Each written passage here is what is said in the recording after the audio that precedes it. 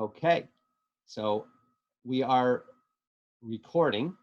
I'm going to just double check actually, because I'm not 100% sure that that is in fact happening. So I want to make sure we get this recorded. Mm-hmm. And how do I make sure that we are recording? Yes, we are. Okay, so obviously we won't be returning to that part of the meeting. Okay, so we're going to go back to resume sharing. Okay. All right. Hello, everybody. My name is Len Glassman, and I am really excited to be here today. I have a really awesome person that you guys are definitely going to want to learn about, know about. Her name is Anya Warda, Warda.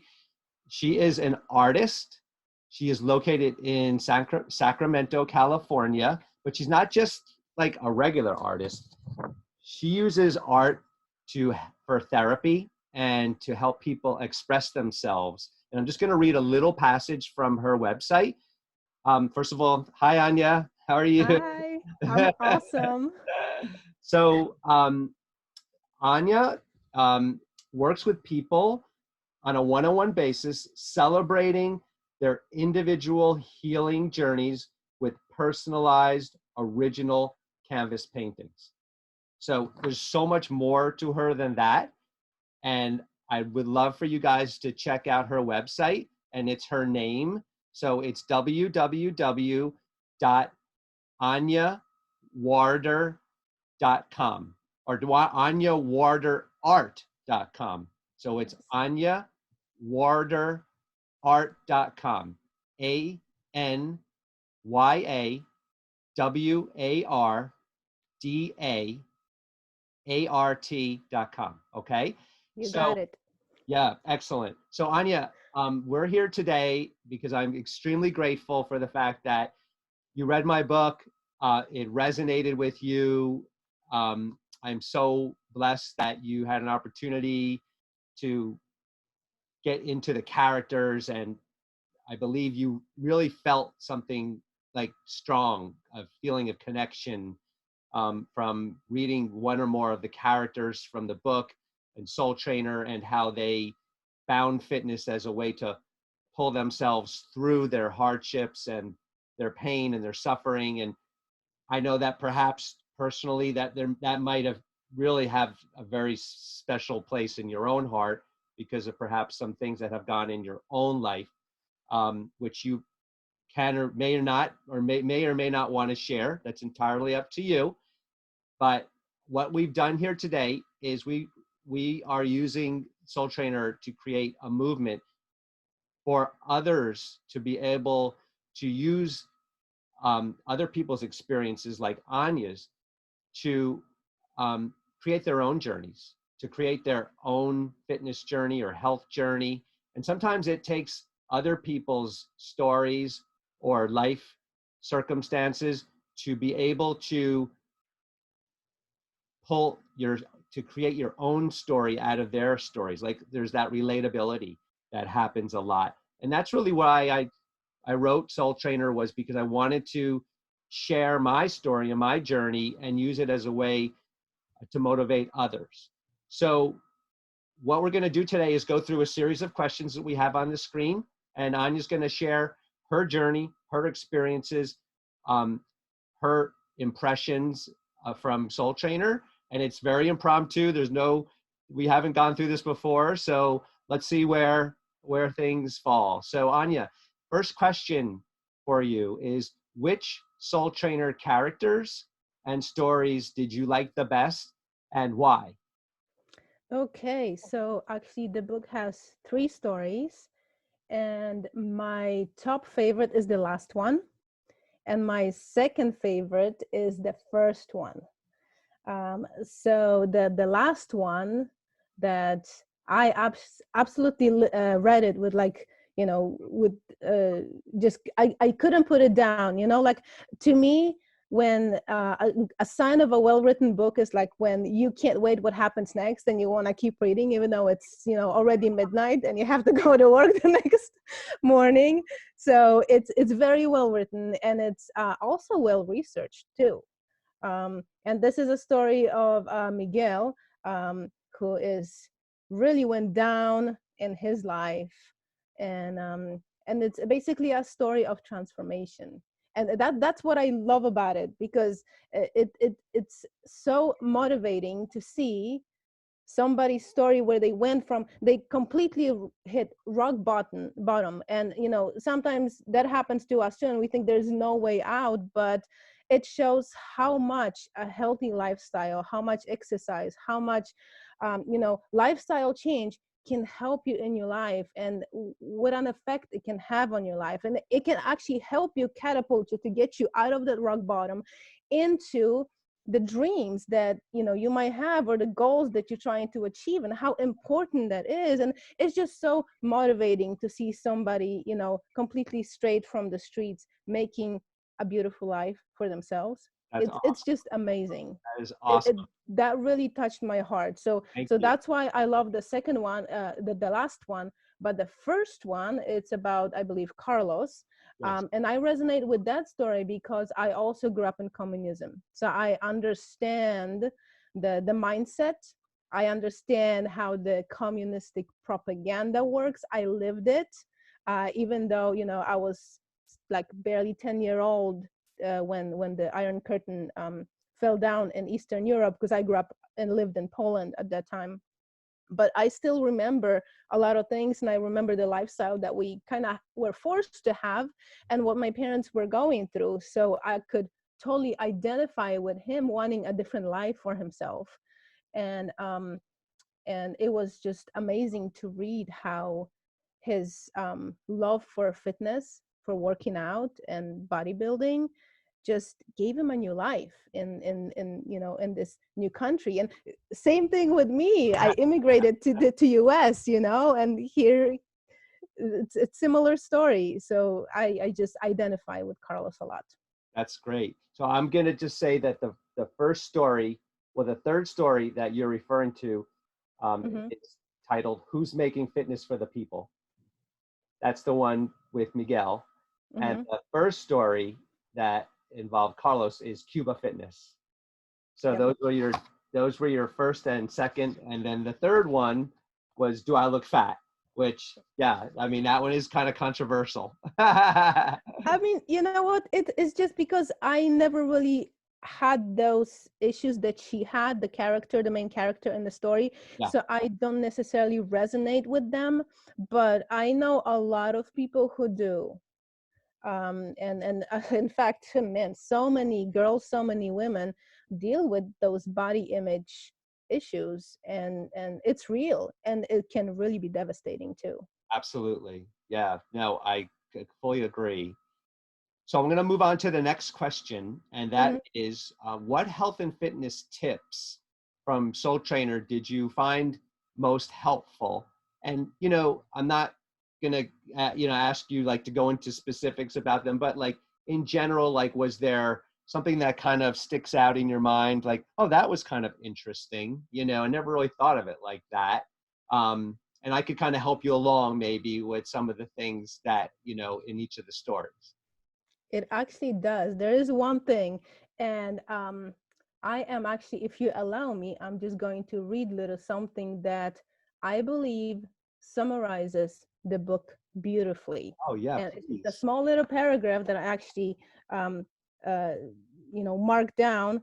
It's the essence of what really hits my heart. So this is Miguel talking to his friend Ray, and it goes like this: if you have the belief that getting in shape is hard, eating healthy is boring, and being happy in your life is impossible, then your subconscious mind will do everything in its power to keep you that way. The great thing about our subconscious mind is that we can train it to work for us instead of against us. All we have to do is change our beliefs. I think this is the essence of everything, because the self limiting beliefs are so strong and they can limit us to do anything in life, to achieve your goals and make your dreams come true. It all starts right here. So I believe this is like the biggest takeaway that I got from the book. That is amazing. That is really that I agree. I remember writing that. I remember, and, and I, it's one of those things that like it does stick out in your mind Mm-hmm. how strongly that impacts your whole life, right? And not just your health and fitness life, but your whole life, right? Mm-hmm. And it's about, what you think and who you are and what and how you give to the world, your outlook and your personality and your purpose, you get back in return. Yeah, So that's awesome. Thank you. That really touched me. Thank you so much for that. totally. So the third question is, did Soul Trainer motivate you to think about aspects of your own health, fitness, and lifestyle? Well, it definitely did. Kind of writing back on the previous question, it kind of helped me to reevaluate my own mindset, because I tend to be very impatient person. I want it now. I mean, I'm willing to put in the work into whatever I'm working for, but I want things to happen now rather than wait for the results when they come. Sure. So the mindset, just taking step back and allowing the process to happen. It's like with everything. With getting healthy, there's a process. With getting fit, there's a process. With building muscle, there's a process. What about And creating art?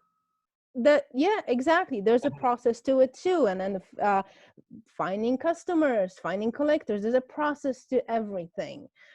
So I think it's just a matter of embracing the process and not necessarily rushing it. I mean, if you believe in it and if you put in the work, things will happen. But sometimes if you rush it, it may not be a good thing. Yeah, So yeah, it helped me to like sure. But that's kind of. interesting. It's interesting you say that because a lot of times your body has to catch up with your mind. So you Yeah, have to give your body time to go through the process, but your mind is already 20 steps ahead and getting frustrated by the fact that your body hasn't caught up yet. yeah, And big that's time. really what happens a lot of times with people. And there has to be a level of patience and kindness and understanding and forgiveness that goes Yeah. into your health and fitness when you haven't taken the time in the past, to um, engage your body in these types of activities. A lot of Hmm. times we take our bodies for granted. That's so true. And then I'm glad you mentioned being kind to yourself. That's huge. Just in and I do have personally, I do have quite a healing story of my own. And whenever I share with people, I always tell them, remember that your body is not against you. It's for you. You just have to work with it and allow it to do what it needs to do, but it never works against you. It wants the best. It's your body, so it loves you. Be kind to yourself, love it, and it's gonna love you back. Definitely, definitely. That no, this is. I wish we could keep going on and on. uh, the next question: using one-word descriptions to explain Soul Trainer, what words would you choose and why? Oh my goodness, definitely inspiring, because it helped me to it inspired me to keep going with my dreams, with my goals, because it's a proof that dreams do come true and things do happen. And even though you may be really really down on your luck in life, and then may be really really hard, but good things do happen in life. And as my psychologist from a while back used to say, this too shall pass. Right, So it's nothing, the bad situations are not permanent. right. And life changes, everything is changing. So it was just very inspirational and also motivational for me. I guess those two words would be like the best Definitely. description. That's what I've used in my book description. So Oh, those are the two, perfect then. inspiration and motivation. Those are the Yeah, two, right there. Totally.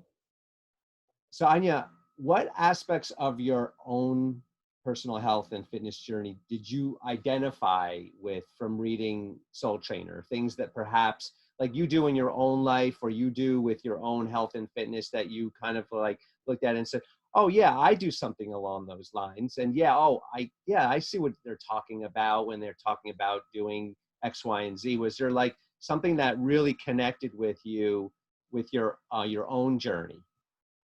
Well, you know what? The stories, especially the first one of Carlos and then the last one of Miguel, um, they kind of resonate with my own healing journey. Because when I was 26, I was diagnosed with rheumatoid arthritis, and my joints blew up really technically overnight, and I could barely walk. I couldn't button a button or put a sock on. I got really, really bad in a short amount of time, and they basically told me I'm going to end up on a wheelchair. Mm. And that was very hard for me because I used to be very active. I used to train horses, I used to teach riding, and I was a runner. I was training for half marathons. It was so much fun. But at the same time, I knew nothing about health and about healthy lifestyle. I knew nothing about nutrition. And even though I was active, that wasn't enough to not get sick. Right. So and it's a long story, but it took me basically 4 years of changing my lifestyle completely. I changed my lifestyle 180 degrees, and it took me 4 years to get off the pain medications, off the drugs they put me on. They have no swelling, no pain whatsoever. Wow. So it's a story of recovery, of not giving up, of going for it, even though, and we're talking, that happened to me. I was diagnosed in 2006. So back then, and I didn't know much about health. We didn't have, Dr. McGregor, Dr. McDougall, and all those books and everything, about healthy lifestyle. I knew nothing. I went to search for some kind of information because I believe there's got to be something else. I refused to end up on a wheelchair. Even though I didn't know what I was looking for, there had to be some kind of an answer. So I remember the very first website that I found. It said that our bodies are designed to heal themselves if you give it the right environment, the right conditions. And then my research just blew from there, and I was able to change. It was hard. It was not easy to change my life, Not at all. but it's not impossible. No. So And that's why those stories are like so close to my heart, because I kind of see the characters going through the same thing that I went through. yeah, You have bad situation, you have this and this and this happening to you. Well, how are you going to deal with that? What is your attitude going to be about it? What are you going to do about it? Your result may not be what you're expecting. Hey, it may be better, but it's you got to keep going.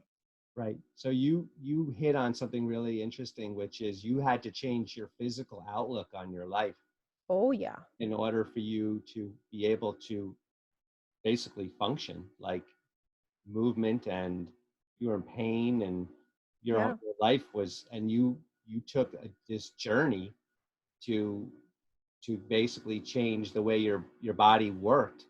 And so you're like a perfect example of how people, you can change yourself from the outside in, because you had to change the way your body moved and worked and processed things, right? And all of the different, I mean, arthritis, is very challenging, and rheumatoid arthritis can be debilitating, but somehow you changed your whole outlook, the way that your body worked, to the point where you basically became a new person. And Pretty much. yeah, You had to do that. I mean, it's not only the eating, the drinking water, the physical things that you have to do to take care of your body to get better, but also the mindset. I had to learn about temperance. I had to learn how to manage stress. I don't believe we can get rid of stress, because stress is everywhere, but it's a matter how we manage it and how we approach it and yeah, how we handle it. yes, Also, prayer and meditation. And the attitude of gratitude, benevolence, believing that you're not the center of the world. There's a lot of people having a lot worse than you do. Go out and stop focusing on your bad problems. Go and help others who have it worse. those kind of things. It's a whole body, mind body connection. They always work together, and it's a whole package. That's amazing. I think you're going to co-author my next book, Anya. You got so much to offer. Wow. All right. The last question. Who do you think would enjoy reading Soul Trainer and why?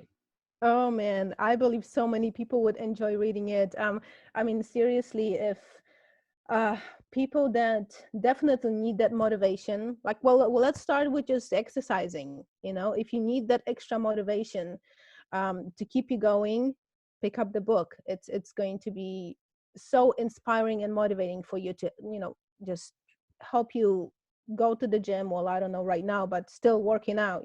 Sure. um Anybody that is kind of down in life Mm, and needs to read something that it needs some kind of a proof that it will get better, yeah. and it is possible to make your dreams come true. Yeah. If you make your dreams into goals and you work towards it, things will happen. um, and I believe we all need that. Yeah, we do. And you're right. And what was kind of neat was how you pulled the stories out of each of the characters and then related it to your life, which is exactly why I chose to write a book like this, because I didn't want to write like another how-to book with a Mm-hmm. exercises and some diagrams and have some charts about what to eat, when to Yeah. eat, because I don't personally feel like that's what people need. I feel like people need to hear about other people's stories and Mm-hmm. experiences and personal challenges and Mm-hmm. how they have found a way to overcome them. And in this Yeah. case, through health and fitness. And so I feel like it's more compelling for somebody to read stories about other people and then use those stories to create their own story. Yeah, absolutely. I mean, reading other people's stories is always so motivating. It's like it's a Yeah, success story. yeah, And right. you know what? And that's why this book is so unique, because you like approach the motivation factor from a different point of view that we really haven't had before. I mean, I don't know of any other book that has stories like that, but it also motivates you to keep going. It's like just a different aspect Like, of it. right. You want to be the second book. You want to be the next. You want to like write the Yes. second book through your own life experience. Right, right. You want to be the fourth story of the book. And Right. you know what? The funny thing is, you did tell me that the the stories, the characters are based on what your experiences, your life. But I do understand that the characters are fictional, correct? Correct. Okay, well, that's amazing, because seriously, the story of Miguel, when you read it, when I was reading it, um, it got to the point that like, okay, this is so amazing what this guy is doing. Where is it? Let me look him up, because I am so excited. It's like, how come nobody thought of it? Right. Does this exist? Like, you thought was like almost like a documentary, like of somebody's Yes. life. Yes, it's so real. It's amazing. Seriously, that's Wow, that's great. somebody should. I don't know if the program that he came up with exists, but somebody should think about it. It's Jungle amazing. Gym, the jungle, Yeah. the Jungle Gym where, yeah, right. Well, there is a version of it. It's a prison workout, but yeah, Okay. but definitely, there's a lot of things went into writing the book, but I can't tell you how great it makes me feel like that you felt so much and it really captured so much of who you are. Just think about the fact that this was like a glimmer of a thought like 3 or 4 years ago, and to be able to share it and then have somebody not only just read it, but then really feel so compelled by it, really it's really very grateful and It's very, powerful. very It's a special. powerful book. So thank you so much, Anya. My pleasure. Really, I greatly appreciate that. And please check out Anya's work. We're going to hopefully be doing some more stuff together and getting her some more exposure. But like I said, check out her website, www.Anya, Warda, art, all one word, .com. Okay, and pick up your copy of Soul Trainer. Yep. It's available on Amazon. Thank you so much, Anya. So we're going to sign off for now, and hopefully we'll get a chance to talk again. All right. Thank you so much. Have an We're going awesome to stop day. the recording, but we're not going to stop our conversation. See if I can stop Yeah. the recording. Okay.